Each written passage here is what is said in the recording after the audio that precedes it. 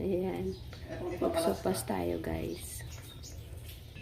Kulang ko is walang carrots. Ayan, nakalimutan. Sahog ko, guys. Ayan, atay. At meron pa, ayan.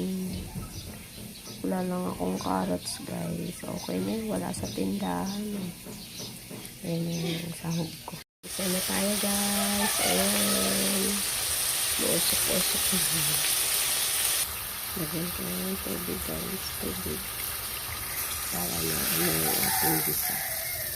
Naluto na. Lagyan tayo ng cubes, guys. Chicken. Chicken po ito. Ayan. Guys, lagay na natin yung ating ubos. Ubusin na natin. Yan. Wala na. Yan.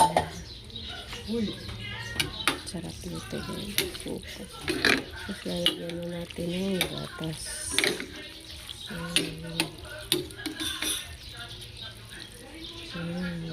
Kulang dito, guys. Walang carrots.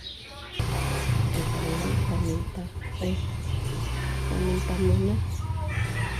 Ayan, bago natin lagyan ng gatas. Teka lang, guys, dadamihan ko ang paminta. Ayan na, guys, dumami na.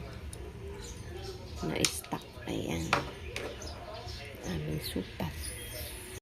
Lagyan na natin, guys, ng gatas. Yung ating supas na walang gulay. Gatas na.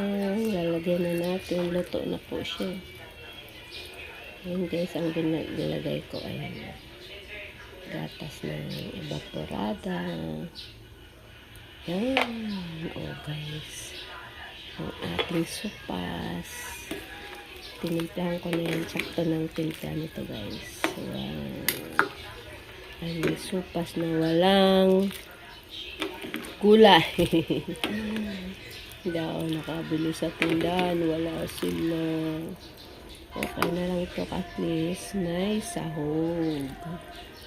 Ayan, guys. Huwag natin kalimutan ang bell pepper.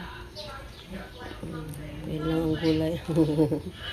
Yan, sarap naman, guys. Yan, guys. So, malito na ito maya pag nakulo na. Yan ang ating kahit walang gulay, masarap. Okay, bye-bye, guys. Luto na ang ating supas. Bye-bye.